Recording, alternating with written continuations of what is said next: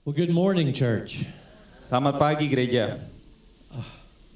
Selamat pagi. Good morning, church. Selamat pagi. I guess you said shalom a while ago, right? Yes, So shalom, church. Shalom. It's so good for me to be back here in Indonesia. Sangat menyenangkan, bersuka cita untuk saya bisa ada di Indonesia kembali. We were just talking before the service. The last time I was in Indonesia was here. Ya, terakhir saya di Indonesia juga saya ada di sini. I looked back, it was July of 2019. Dan saya lihat itu adalah Juli 2019. I didn't plan on that being my last trip until now. Dan saya tidak merencanakan itu untuk datang hari ini. But we all know what happened in 2020. Tapi kita tahu apa yang terjadi di 2020. And so this is my first time back in Indonesia since COVID. Jadi ini adalah pertama kali saya kembali ke Indonesia semenjak COVID. I told Ronnie Sorora, I told Ronnie that whenever I like the pattern that God keeps with our ministry. I like the rhythm that God keeps in ministry. Ya, saya berbicara kepada Pak Roni Sorora ya, bahwa saya suka dengan ritme yang Tuhan berikan kepada saya. And since this was the last place I was before, I would like to start back in Indonesia in the same place I ended. Wow. Jadi karena ini tempat terakhir di mana saya melayani di Indonesia, saya ingin menjadi tempat pertama saya melayani di Indonesia kembali. So I have a 14-hour layover in Jakarta. Dan saya sebenarnya hanya punya 14 jam transit di Jakarta. So that I can come back and see you. Supaya saya bisa bertemu dengan saudara-saudara di sini. And spend time with my friend. Dan ya menghabiskan waktu dengan sahabat-sahabat saya di sini. So thank you for welcoming me back here. Terima kasih sudah menyapa saya untuk datang pagi hari ini. My family brings you greetings.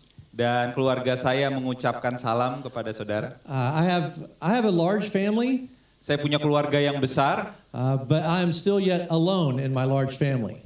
Tapi saya tetap merasa sendiri di dalam keluarga saya yang besar. I have 8 women in my house. Saya punya 8 perempuan di rumah saya. And me. Dan saya.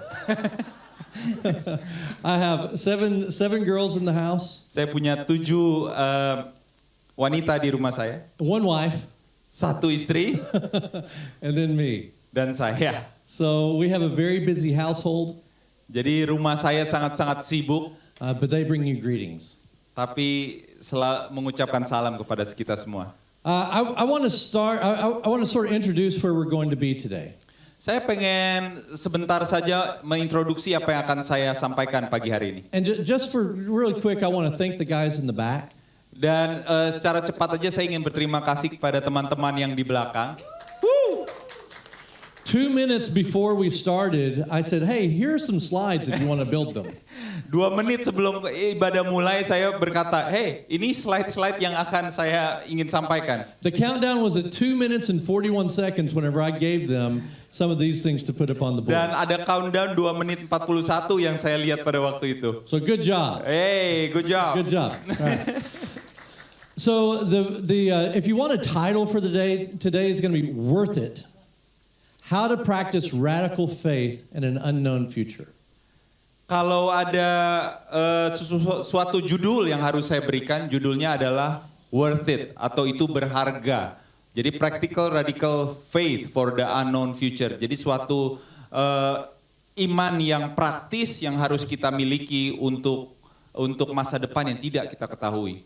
So whenever people make decisions, especially life-changing decisions, pada saat kita semua membuat keputusan, apalagi keputusan-keputusan yang bisa mengubah kehidupan kita. A general question is it worth it? Dan pertanyaan yang selalu kita tanyakan kepada diri kita, apakah ini worth it atau seharga dengan harga yang harus saya bayar? I have several businesses in the States and around the world.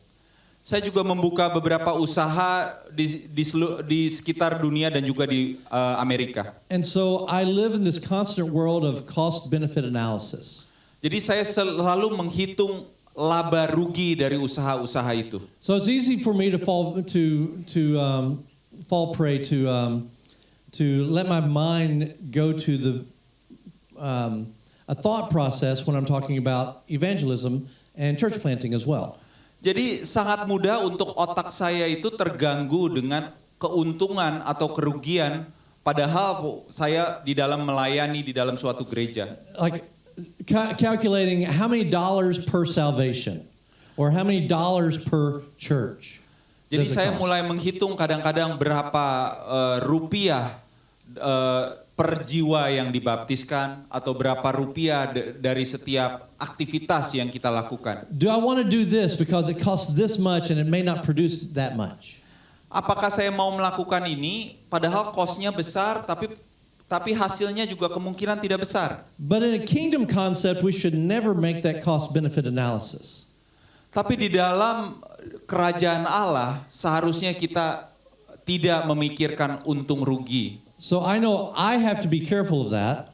Saya tahu saya harus sangat berhati-hati dengan pemikiran saya. But we have to be careful of that also. Tapi kita juga harus berhati-hati dengan pikiran semacam itu. When God calls you to something, we cannot ask the question, will it be worth it to follow Jesus? Pada saat Tuhan berbicara kepada saudara atau memberikan perintah, kita tidak bisa berpikir, apakah harganya pantas dibayar? God, I know you're calling me to do this, but I just don't see any outcome from that. Oh Tuhan, saya tahu kamu ingin saya melakukan ini, tapi kok saya nggak melihat hasil yang luar biasa. So we have to settle it in our mind and in our soul that it will be worth it just to follow God. Jadi kita harus menanamkan di dalam otak kita, harga itu pantas dibayar dengan ketaatan saja. So here's my task for today. Jadi ini tugas yang saya ingin berikan pada pagi hari ini. We're going to inform you of God's word. Saya akan memberitakan firman Tuhan kepada saudara. We're going to inspire you to see a bigger vision of your life. Saya ingin memberikan suatu inspirasi untuk saudara melihat lebih besar di dalam kehidupan saudara. And hopefully we will compel you to attempt great things for God. Dan harapan saya, saudara bisa melakukan hal-hal besar untuk Tuhan. That's my task. Itu adalah tugas saya. All right, so I never have enough time.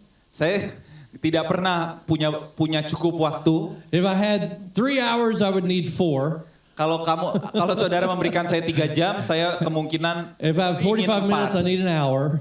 Kalau saudara memberikan saya 4, saya mau 5. So we're gonna move right into it. Jadi saya akan cepat-cepat masuk ke dalam inti dari. So we're gonna read our opening passage and then I'll pray. And then I'm gonna ask you to read verse 1 and 2, and then skip and read 39 and 40. Oke. 1, 2, 11. Hebrew 11. And they should put it, Yes. they have it up. Yep. Oke, saudara, mari kita buka Alkitab kita dari Ibrani 11 dan kita akan membaca Ibrani 11 ayat pertama dan kedua dan juga 39 dan 40, saudara. Silakan. Ibrani 11 ayatnya yang pertama mengatakan, iman adalah dasar dari segala sesuatu yang kita harapkan dan bukti dari segala sesuatu yang tidak kita lihat. Sebab oleh imanlah telah diberikan kesaksian kepada nenek moyang kita. Lanjut ke ayatnya yang ke-39. Dan mereka semua tidak memperoleh apa yang dijanjikan itu, sekalipun iman mereka telah memberikan mereka suatu kesaksian yang baik. Sebab Allah telah menyediakan sesuatu yang lebih baik bagi kita. Tanpa kita, mereka tidak dapat sampai kepada kesempurnaan. Amin. Amen. I'm going to pray. Don't translate me though. Okay. God, thank you so much for our day. Thank you so much that you've given us life. You've given us a calling. Thank you for what you've done that I can see here in Jakarta. Thank you so much for the blessing that you've put on this church. God, I thank you for giving me the ability to come back here and that you have called me back here. God, you're an amazing God. I know that I've done nothing to deserve to be a part of your family. I know I've done nothing to deserve to exegete your word, but yet that's what you called me to. So I will pick up that task today. God, you are an amazing God. I pray that if there's a thought in my mind today that is not of you, that you would remove it. If there's a word that would come out of my mouth that's not something you want me to say, that you will change it as I speak it. God, I pray that the things that we hear will be the things you want us to hear, because we need to hear you, not me and Aswin. God, we need you to make us hear the things so that you can change our hearts, so that we will leave this place different than what we came into. God, I pray that you change our hearts so that our feet and our hands and our actions will resound in this community because of the things that you have done. You're an amazing God. I commit this time to you. This is your time. These are your people. It's your message. It's your word. God, I pray that you will take Aswan, that you will bless him with understanding and words to be able to communicate because they will be hearing him. I pray that you will bless this time. This is your time. Do with it as you will. In Jesus' name I pray. Amen. Amen. So the beginning of this passage, many of us have probably read this or heard this passage. Jadi kita bisa melihat awal dari firman Tuhan ini. Saudara-saudara seharusnya sudah pernah mendengar ayat-ayat ini. But the end of the passage is often separated from that beginning. Tapi kalau kita melihat akhirnya, biasanya dipisah dari awalnya. The chapter starts with these two famous verses. Jadi kalau kita melihat pasal ini dimulai dengan dua ayat yang sangat-sangat terkenal. Then there's 30 verses of stories about all these heroes of the faith. Dan kita bisa melihat 30 ayat-ayat berikutnya adalah tentang pahlawan-pahlawan iman. There are so many heroes of the faith. Dan banyak sekali pahlawan-pahlawan iman. And then the passage ends. Dan pasal ini berakhir. So here's what I would like for us to consider. Maka ini sesuatu yang saya ingin saudara coba memikirkan. We're going to look at the first and the last of this. Saya coba ingin melihat awal dan akhir. And then I want you to hear the story of Barnabas. Dan saya ingin saudara mendengar cerita tentang Barnabas. He's my personal hero of the faith. Dan dia adalah sebuah pahlawan khusus untuk saya secara pribadi. And we're going to look at the life of Barnabas as it applies to this passage. Dan saya ingin melihat kehidupan Barnabas disesuaikan dengan pasal yang kita sedang bahas ini. And we'll then let the scripture to inspire us. Dan saya ingin firman Tuhan ini menginspirasi kita. And to compel us into action for Jesus Christ. Dan mendorong kita untuk sebuah aksi dalam kehidupan kita. So that we can act for him in a global context but also in a local context. Jadi kita bisa beraksi di dalam hal yang global maupun di dalam gereja lokal kita. Okay? Siap? Okay? Are you ready? All right, now I'm used to people talking back to me. Saya sudah biasa kalau saudara ingin menjawab pertanyaan-pertanyaan saya. Remember, I have 8 women in my house. Ingat, saya punya 8 wanita di rumah saya. I'm used to people talking back to me. Saya sudah biasa dijawab di rumah. All right, so if I say something you agree with, talk back to me. Jadi kalau misalnya ada sesuatu yang saya sampaikan dan saudara setuju, ucapkan saudara setuju. If you hear something that you agree with but it hurts, go, oh. Kalau misalnya saudara mendengar sesuatu tetapi itu seperti mengintrospeksi atau menyakitkan di dalam hati saudara, saudara bilang, Okay? Kena You, gitu ya. you good? Oke? Okay? Siap? Okay. Hey, all right. nice. All right. So chapter 11 of Hebrews gives us this overview of so many heroes of the faith. Jadi pasal 11 ini memperlihatkan kita banyak pahlawan-pahlawan iman. We have so many heroes in our history. Kita punya banyak sekali pahlawan di dalam sejarah kita. But the vast majority of them have passed without any recognition. Tapi banyak dari mereka meninggal dan tidak teringat oleh kita. The vast majority of great men and women have been totally forgotten. Banyak dari pria wanita itu terlupakan begitu saja. Nobody remembers them except for God. Tidak ada yang mengingat mereka kecuali Tuhan sendiri. Now to some people that's very unnerving. That's very concerning. Dan bagi banyak orang ini menjadi suatu perhatian atau hal yang We think, well, if I'm not going to be remembered, I won't leave a legacy. Do I need to do this? Jadi banyak orang merasa kalau memang tidak diingat, kenapa saya harus melakukan ini? Here's what I want us to get across today. Inilah yang saya ingin sampaikan pada pagi hari ini. And this will be on the board. Dan ini harusnya ada di atas. The question of whether something is worth it, if it's worth the cost, and if it's worth the trouble, is only proven after the effort. Jadi saudara, apabila saudara melihat harga yang harus dibayar dengan hasilnya akan bisa dilihat setelah saudara melakukan. Okay, let me say that again. The question of something is worth the cost and worth the effort is only proven after the effort.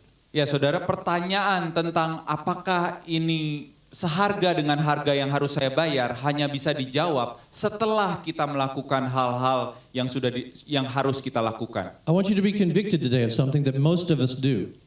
Saudara, saya ingin saudara merasa dibukakan pada pagi hari ini. We make value-based decisions or outcome-based decisions when considering God's call on our lives. Jadi kita mulai melihat apakah harga itu pantas dibayar pada waktu Tuhan memerintahkan sesuatu di dalam kehidupan kita. We're tempted to use this as an excuse. Dan seringkali kita memakai hal ini untuk menjadikan alasan. Or at least as some analytical device to determine if we should follow what God's called us to.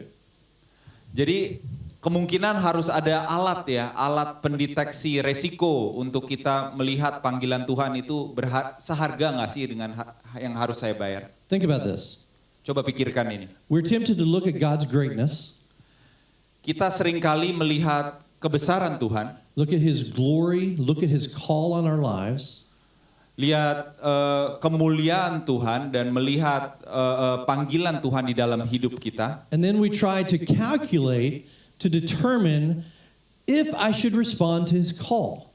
Dan kita mulai mengkalkulasi apakah saya harus meresponi panggilan Dia atau permintaan Dia. We know God is great. Kita tahu Tuhan itu besar, He's perfect, has a perfect will. Dia sempurna dan keinginannya sempurna. But then I make the decision as to whether He is right or not when it comes to my life.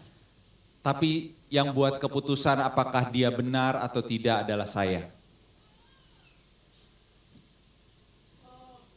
There you go. There it is.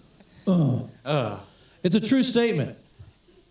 Apakah itu kalimat yang benar? We compare God's glory, God's greatness to my choice to whether He's right or not. Jadi kita mulai membandingkan kemuliaan Tuhan dengan pilihan kita secara pribadi. But the other side of the effort always looks a little bit different. Tapi kalau kita melihat di lain sisi dari permintaan itu, So what parameters should we use when we're evaluating whether we should follow God's call on our lives? jadi kira-kira saudara apa ciri-ciri ataupun syarat-syarat yang harus kita miliki? Apakah kita harus mengikuti panggilan Tuhan atau permintaan Tuhan atau tidak? How do you evaluate God's choice? Bagaimana kita mengevaluasi permintaan Tuhan atau Success, pilihan Tuhan? failure, life, death, sickness, health. Sukses, gagal, hidup, mati, sehat atau sakit, Fame or anonymity? Fame or just being unknown? terkenal atau tidak dikenal?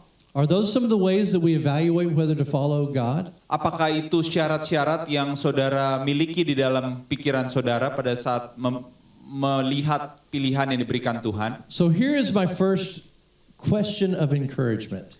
Jadi ini adalah pertanyaan pertama saya yang bisa memberi kekuatan. Are you guilty of making decisions based on the potential success of what God has called you to do? Apakah saudara pada saat saudara membuat keputusan atas panggilan Tuhan berdasarkan potensi dari kesuksesan? Are you guilty of making a decision whether to follow God's call in your life based on what you see as the potential end benefit?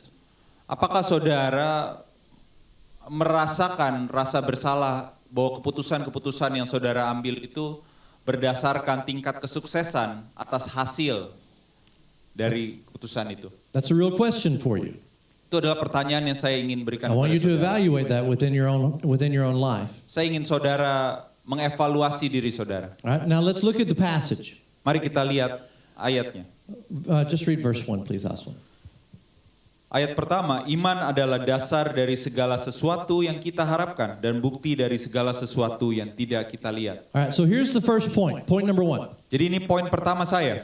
Faith is a present act that is independent of an expected future result. Jadi iman adalah aksi saat ini dan itu tidak bergantung dari hasilnya ataupun ekspektasi hasil. So to say this simply, Jadi untuk saya mengucapkan ini secara simpel, if you are completely assured of the results of something, kalau saudara yakin dengan hasil, if you're convicted that it is necessary, dan apabila saudara sangat-sangat yakin bahwa ini adalah hal yang penting, then you will act on that assurance. jadi saudara akan melakukan berbasis dengan keyakinan itu. You will act on your conviction instead of whether it is personally beneficial to you. Saudara akan melakukan tidak berdasarkan untung rugi, tetapi atas keyakinan saudara. So acting in faith Jadi melakukan dengan dasar iman means it's something that you do now that is not dependent on what will happen in the future. Jadi apabila kita melakukan dengan dasar iman, maka kita melakukannya saat ini dan tidak bergantung dengan untung rugi di masa mendatang. Let me say it in a different way. Mari saya katakan lagi dengan hal yang berbeda. A positive result is irrelevant to your action because faith is the positive result. Jadi hasil yang positif itu tidak penting karena hasil yang positif itu adalah kita melakukannya. Okay? Okay. The result does not matter Jadi hasilnya tidak penting because faith is the result. karena iman adalah hasil.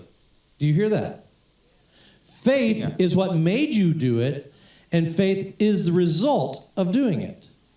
Iman adalah kenapa kita melakukannya, dan iman juga adalah hasil kenapa kita melakukannya. So a positive benefit for you doesn't matter because faith is the benefit. Jadi hasil yang positif sebenarnya tidak penting, saudara. Yang penting ada hasil positif itu adalah iman saudara. So let's read verse 2. Mari kita melihat ayat kedua. Sebab oleh imanlah telah diberikan kesaksian kepada nenek moyang kita. See, he says, for by it, meaning faith, by faith, that's what he says, by faith the people receive their commendation. Di awal dikatakan sebab oleh imanlah.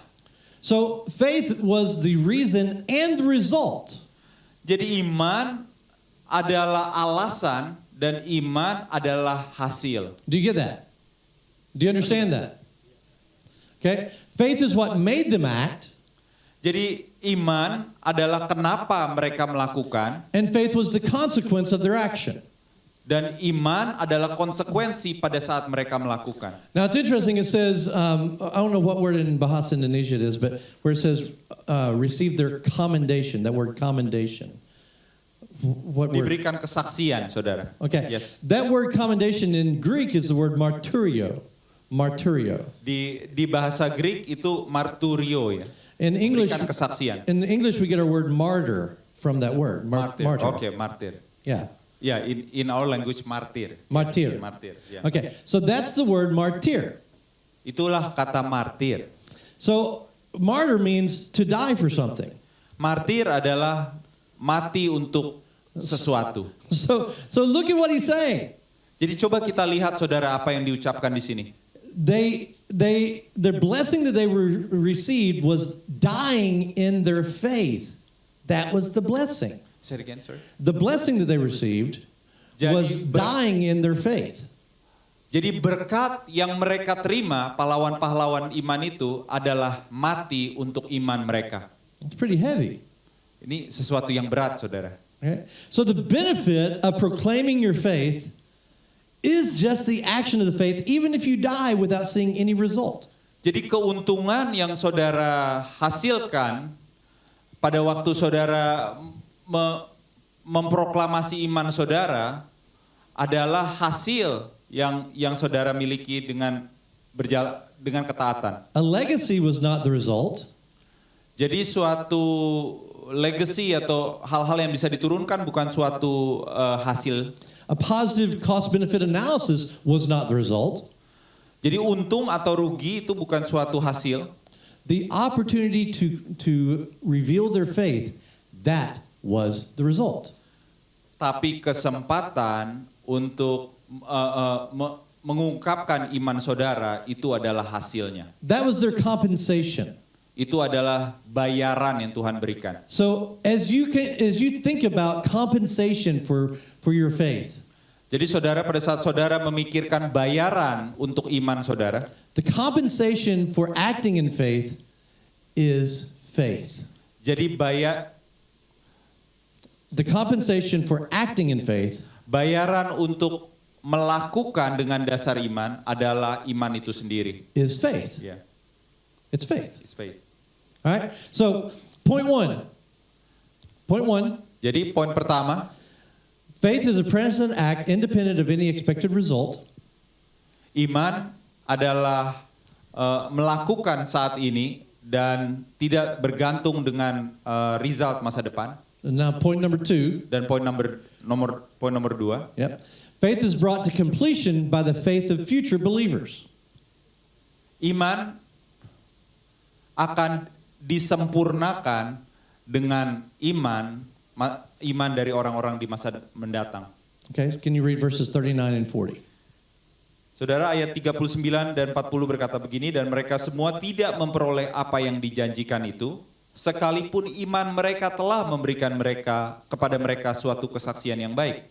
Sebab Allah telah menyediakan sesuatu yang lebih baik bagi kita. Tanpa kita, mereka tidak dapat sampai kepada kesempurnaan. Okay, now in verse 39, there it is again, that word commended.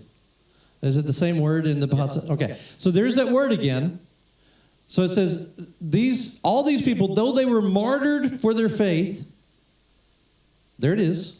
Jadi saudara, di ayat 39 saudara ada kata martir lagi, yaitu menjadi kesaksiannya di situ, menjadi mereka suatu kesaksian yang baik dikatakan. They were given a promise, but they never received the promise. Mereka diberikan suatu janji, tetapi mereka tidak pernah menerima janji itu, saudara. It says that apart from us, they could not be perfected. Jadi dikatakan di situ, tanpa kita mereka tidak bisa menjadi sempurna.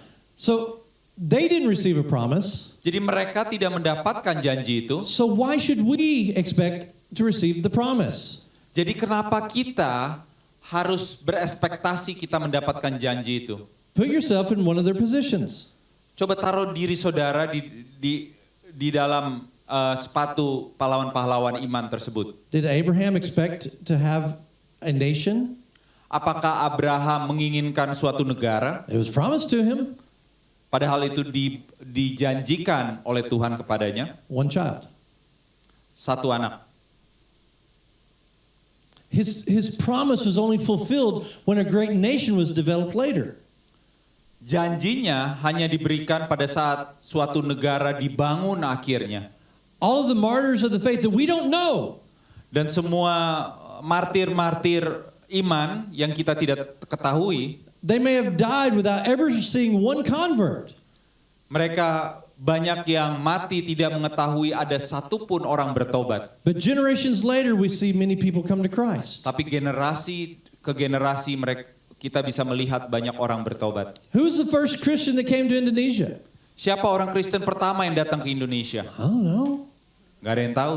Did they make converts? Apakah mereka membuat orang bertobat? Probably not. Kemungkinan tidak. But look at you. Tapi lihat kita semua, saudara. You have completed His promise. Kita telah menyempurnakan janji Tuhan. So why do you expect to have the promise fulfilled to you today? Jadi kenapa hari ini kita menginginkan janji Tuhan datang kepada kita sendiri? Why would you base your decision to act upon what will result today? Kenapa kita harus membuat keputusan apakah kita ingin melakukan perintah Tuhan dengan apakah janji Tuhan akan datang? It says in the passage, apart from us, they should not be made perfect. Jadi dikatakan di situ, tanpa kita mereka tidak dapat sampai kepada kesempurnaan. See, this is where the community of faith comes in. Jadi inilah di mana komunitas iman, komunitas dari banyak iman berkumpul bersama. We have to act with kingdom purposes in mind. Kita harus melihat purpose dari kerajaan Allah dalam kehidupan kita. This is me encouraging you. Dan saya ingin memberikan semangat kepada saudara. All right? You have to act knowing that you won't receive anything, but the kingdom might be expanded sometime in the future. Kita harus melakukan hal-hal besar dengan tidak mengetahui apakah hasilnya baik atau tidak di masa mendatang. Tapi kerajaan Allah akan berkembang. It is worth it. itu adalah harga yang pantas kita bayar. Regardless of any future benefit that you may receive, Tidak penting apakah ada hasil yang menguntungkan di masa yang mendatang, because the practice of your faith is the benefit to you. karena melakukan itu adalah sesuatu yang menguntungkan untuk saudara.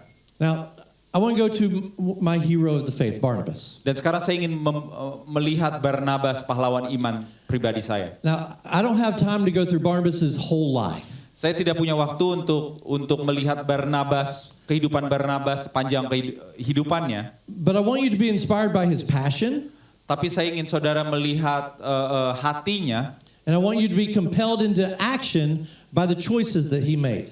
dan saya ingin saudara terdorong untuk melakukan hal besar dari pilihan-pilihan yang Barnabas pilih di dalam hidupnya. We first meet Barnabas in Acts chapter 4. Jadi kita bisa melihat Barnabas pertama di Kisah Para Rasul 4. Now, we're very familiar, many of you may be familiar with the story of Ananias and Sapphira. Jadi saudara pasti tahu cerita tentang Ananias dan Safira. Yep, and here's the passage. Man, y'all are good. Here's the passage. Dan ini adalah hold on. Sorry, yeah, I'm sorry. No, it's alright. Dan ini adalah ayatnya, Kisah Para Rasul 4, 36 dan 37. Demikian pula dengan Yusuf yang oleh rasul-rasul disebut Barnabas. Artinya anak penghiburan, seorang Lewi dari Siprus. Ia menjual ladang miliknya, lalu membawa uangnya itu dan meletakkannya di depan kaki-kaki rasul. All right, so here is Barnabas. Inilah Barnabas. He was willing to sell his property. Dia siap untuk menjual propertinya. He was willing to leave his homeland Dia meninggalkan rumahnya for the cause of the gospel. untuk kemajuan dari Injil. He sacrificed his wealth because money had no hold on him. Dia mengorbankan hartanya karena uang tidak bisa menguasai dia. Money had no power over him. Uang tidak memiliki belenggu terhadapnya. He was free. Dia adalah orang yang bebas. He was free. Dia adalah orang yang bebas, saudara. Hear that. Dengar itu, saudara. Money had no power over him.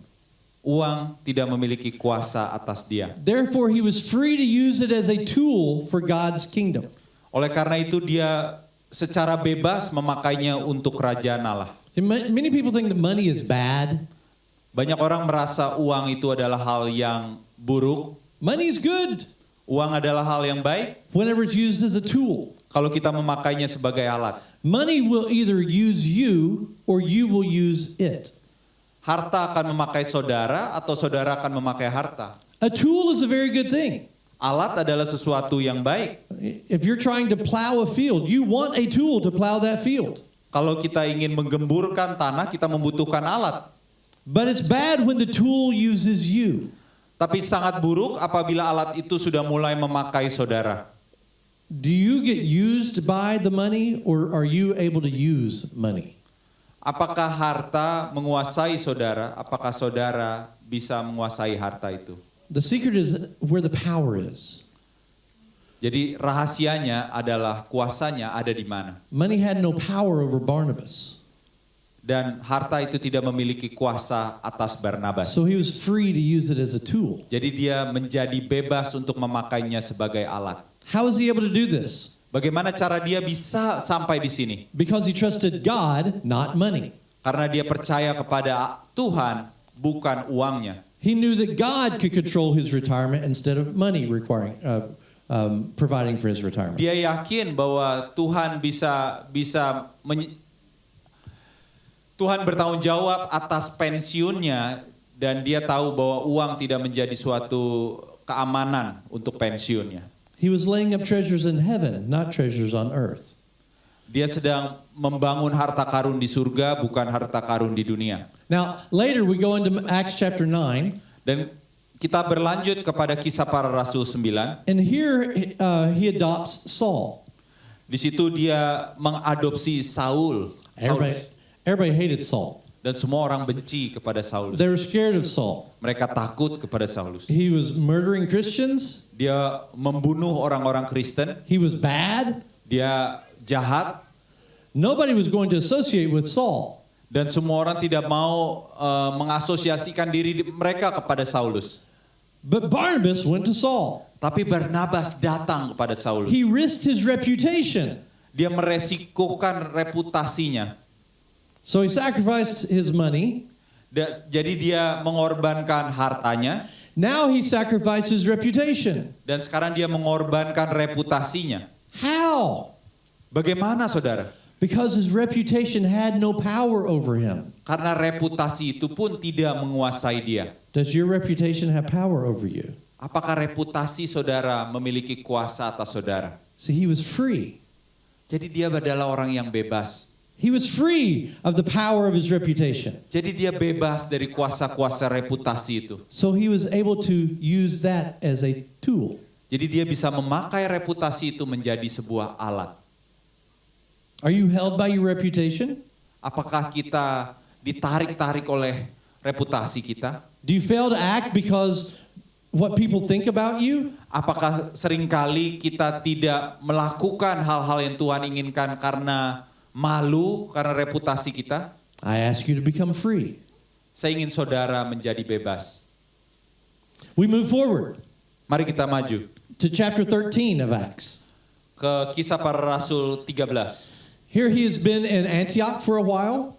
Dan di sini dia di Antioquia udah sebentar. He's there with Saul and the brothers. Dan di situ dia bersama Saulus dan saudara-saudaranya. They're having a great harvest of people who believe. Dan di situ banyak orang bertobat. And then God calls him and Saul into the ministry. Dan tiba-tiba Tuhan memanggil Saulus dan Barnabas dengan sebuah tugas. It says, while they were worshiping, God said, set apart for me Barnabas and Saul. Jadi pada waktu mereka memuji-muji Tuhan, lalu tiba-tiba Tuhan berkata, persiapkan Barnabas dan Paulus. Yeah, if y'all can back up one passage. Dan saudara apabila bisa mundur satu ayat saja. Because that's where I'm going in a minute. So he said, Barnabas and Saul. Jadi di situ disebutkan Barnabas dan Saulus. Yeah.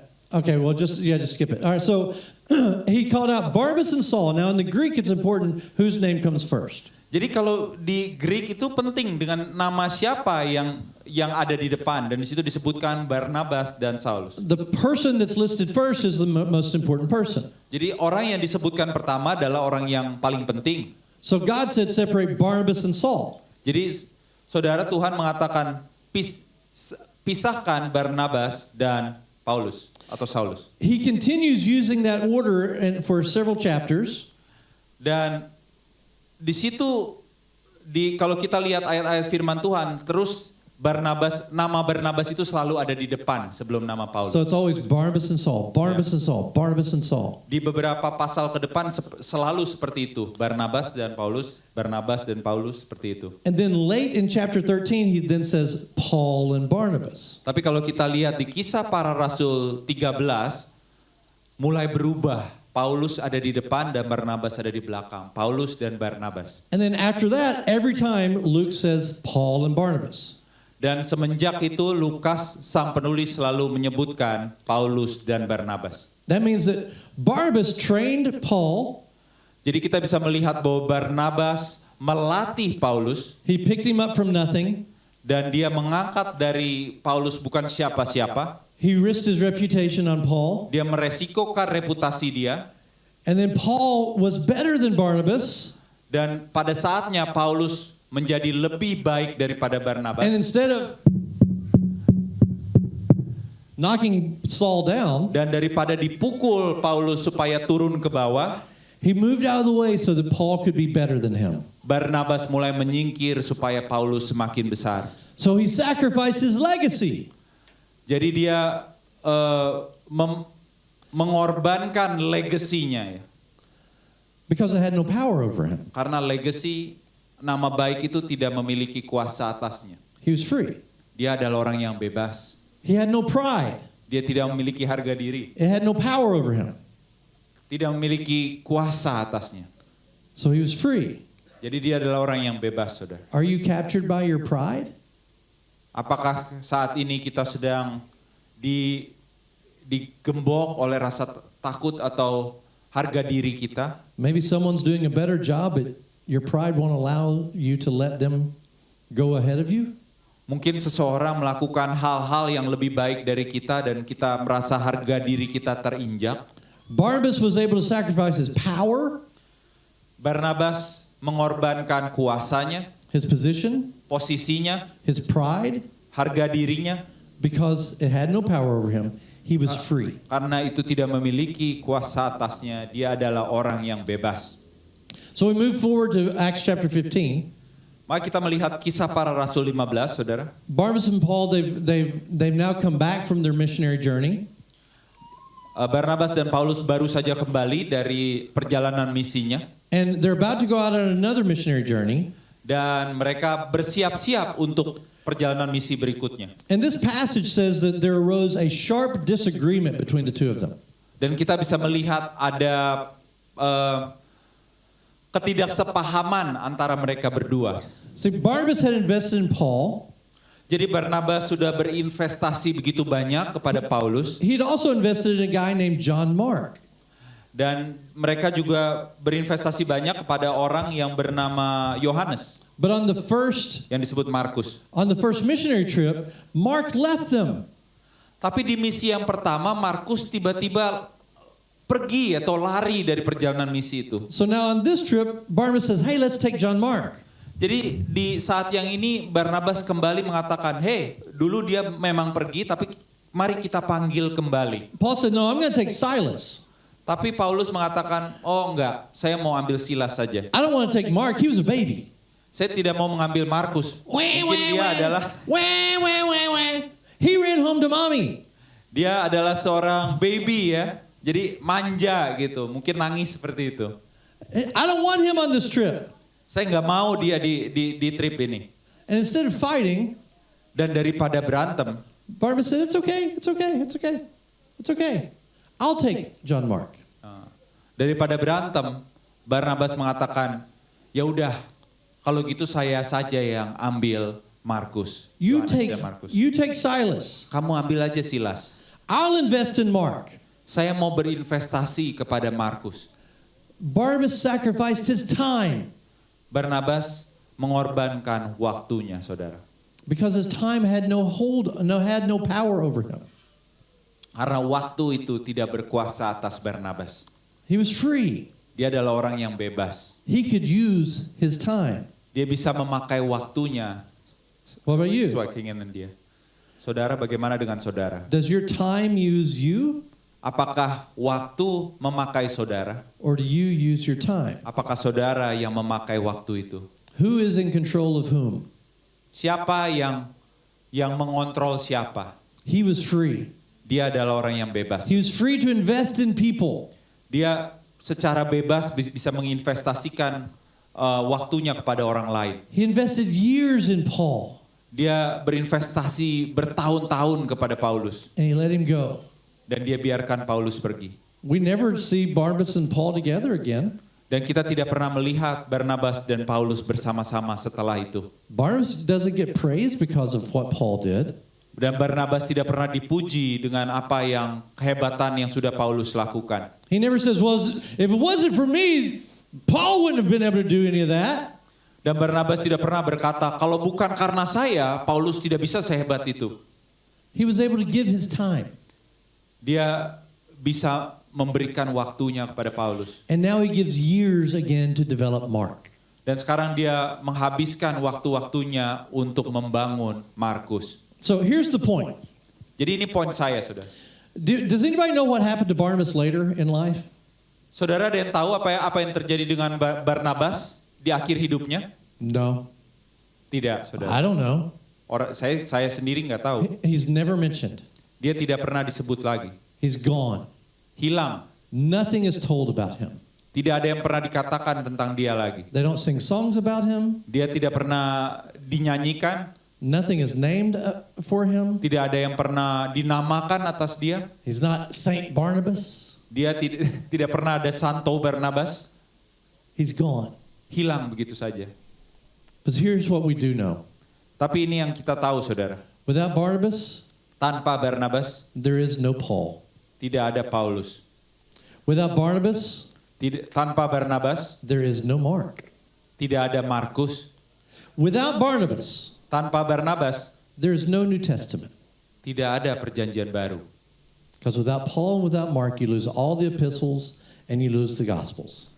Jadi tanpa Markus dan tanpa Paulus, kita kehilangan Injil. Barnabas was able to sacrifice everything, Barnabas sudah mengorbankan segala sesuatu not worrying about any personal benefit to himself, dan tidak melihat apakah ada keuntungan pribadi untuk dirinya. because nothing had power over him. Karena semua itu tidak berkuasa atasnya. Faith is the only thing that had power over him. Iman adalah satu-satunya yang berkuasa di dalam kehidupannya. And by the way, in 2 Timothy chapter 4, Kalau kita lihat, saudara, kalau kita buka 2 Timotius ayatnya yang keempat, here's what it says. ini yang dikatakan. Verse 11. Verse 11, okay. Hanya Lukas yang tinggal dengan aku. Jemputlah Markus dan bawalah ia kemari karena pelayanannya penting bagiku. That's Paul talking. Nah, ini adalah Paulus yang berkata-kata, saudara. Nobody's here with me. Tidak ada orang di sini. Bring Mark because he's useful to my ministry. Bawa Markus karena dia penting bagiku. Oh, well, Paul. Wah, ini Paulus. Mark's a baby. Paulus dulu menganggap Markus seorang bayi. I don't want to take him yang with manja. me. Saya nggak mau bawa dia ke sini. What happened between he's a baby and he's good for my ministry? Apa yang terjadi? Pertama dia menganggap Markus manja, tapi sekarang dia melihat bahwa Markus itu penting untuk pelayanannya. You know what happened? Tahu apa yang terjadi, saudara? Barnabas happened. Barnabas That's what yang happened. membuat itu terjadi. He turned him into someone that was useful for ministry. Barnabas membuat Markus menjadi seseorang yang berharga. Barnabas practiced kingdom faith. Barnabas Faith in the kingdom faith. iman kerajaan Allah. Barnabas memiliki iman kerajaan Allah. What about you? Apakah saudara memiliki iman itu? Can you practice faith that benefits the kingdom? Apakah saudara bisa melakukan iman-iman yang membesarkan kerajaan Allah? Or are you making a cost benefit analysis on your own life?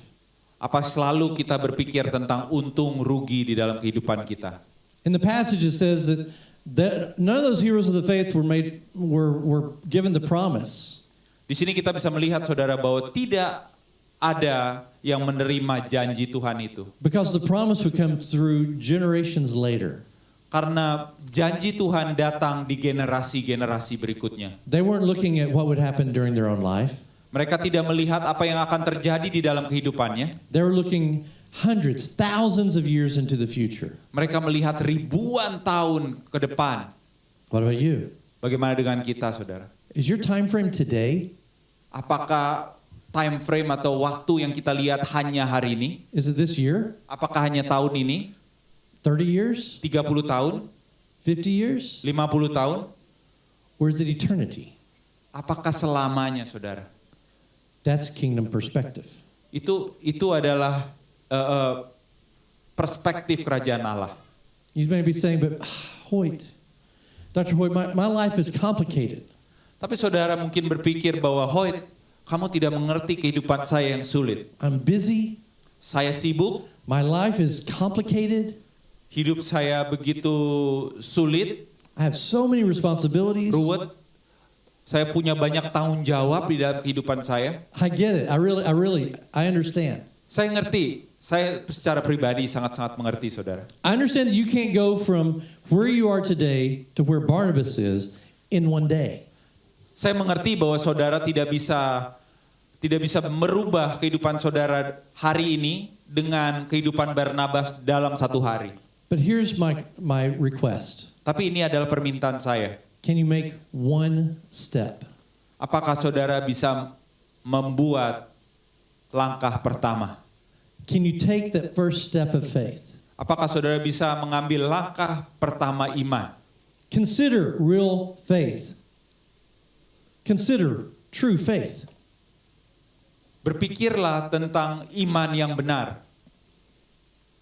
If you can live in confidence of God's call on your life, Kalau saudara punya keyakinan dan hidup di dalam panggilan Tuhan di dalam hidup saudara, then joy and faith will be the result of you acting in that call. maka iman dan sukacita akan selalu bersama saudara waktu saudara melakukan Then panggilan Tuhan. all the struggles that you have will fade in comparison to the faith that God provides for you.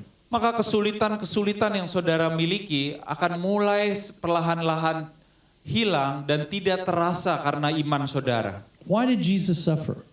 Kenapa Yesus harus menderita? Why did he die? Kenapa dia harus mati? Because he could see into the future. Karena dia bisa melihat masa depan. He knew that you would come to faith. Karena mereka ingin melihat saudara di sini datang kepada iman saudara. 2,000 years later, 2000 tahun setelahnya.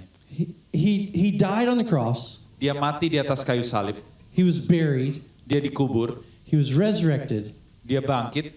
And he made an eternal offer for anybody to receive that in faith. Dan dia memberikan penawaran kepada setiap dari saudara yang memiliki iman.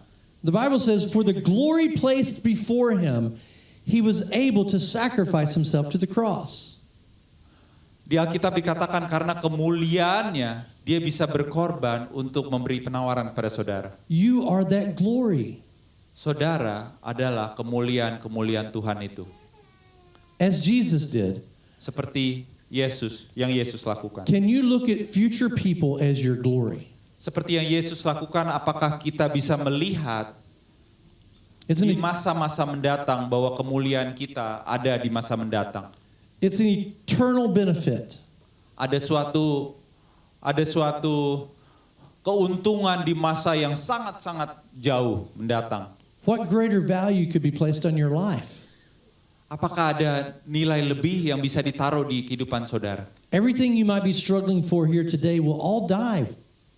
Saudara harus tahu bahwa kesulitan saudara akan habis pada saat saudara meninggal. It will all go away. Dan semua akan hilang begitu saja. Only the eternal will exist. Hanya ada permasalahan eternal, kekal yang masih tetap ada. So invest in those things that are eternal.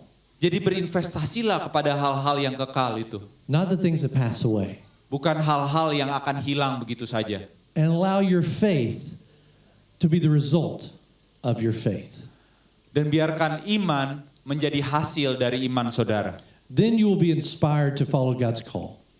Maka saudara akan terinspirasi untuk mengikuti panggilan Tuhan dalam hidup saudara. Then you will be inspired to make generous actions of faith. Dan saudara akan mulai membuka hati saudara dan melakukan hal-hal besar untuk Tuhan. And those things will benefit God's kingdom instead Dan of hal-hal yours. itu akan membuat kerajaan Allah membesar. I assume that will they come up and play Yes. another song? You guys can come on back up. Tim musik bisa naik ke atas. But I'm going to ask something. Tapi saya akan bertanya sesuatu saudara. I guess this is an altar, right? Yes. Okay. Ini adalah altar saudara. I'm going to ask you if you are convicted by this. Saudara, saya ingin berkata apabila saudara merasakan Tuhan berbicara kepada saudara.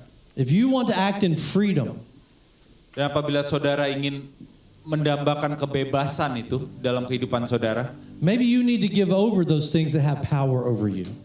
Apakah saudara memiliki hal-hal yang seperti tadi membelenggu saudara atas kebebasan itu? Whether it's money, Apakah itu harta? pride, Apakah itu harga diri? position, Posisi? legacy, Masa depan? Legasi? time, Waktu? whatever it is that's holding you back from acting in your faith. Apapun itu yang membelenggu saudara sehingga saudara tidak bisa melakukan iman saudara. Maybe today you need to hand that over to God. Mungkin hari ini saudara perlu membawa itu kepada Tuhan. Come to the altar. Majulah ke depan saudara. Pray. Berdoa. Hand it over to the Lord. Berikan itu kepada Tuhan. Tell him you'll give those things up.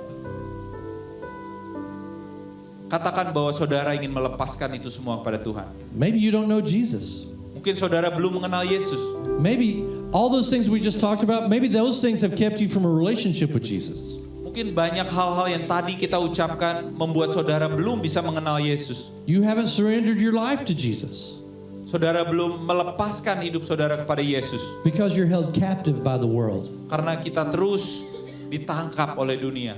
by money, Dibelenggu by power, by position. oleh harta, oleh harga diri, oleh posisi. Maybe you need to hand that over to Jesus. Mungkin saudara perlu berikan itu kepada Tuhan. Surrender to Him.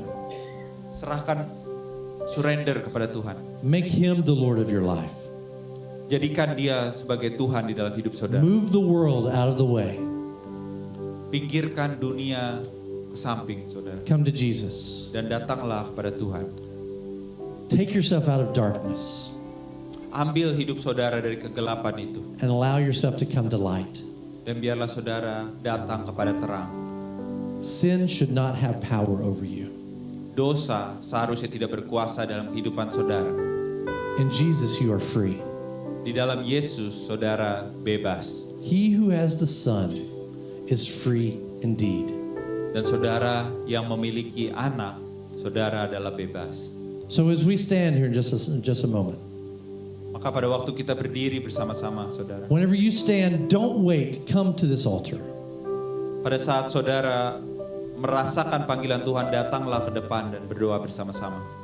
Tell Jesus you want to give everything.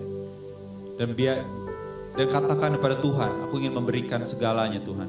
Maybe you need to tell Daniel or Aswin, I want to surrender my life to Jesus. Mungkin saudara ingin mengatakan bahwa saya ingin menyerahkan hidup saya kepada Tuhan. Do that today. Ambil hari ini saudara. Don't let your pride keep you in the chair. Janganlah membiarkan harga diri membelenggu saudara di dalam kursi saudara. If your pride holds you in that chair, it still has power over you. Kalau harga diri itu masih menarik saudara pada kursi saudara, Break that power. bebaslah saudara. Putuskanlah kuasa itu. Give your life to Jesus. Berikanlah hidup saudara kepada Tuhan. I'm going to ask you to stand Saya ingin minta saudara untuk bangkit berdiri. and don't slow down. Just come to the altar. Dan datanglah ke depan dan berdoa bersama-sama.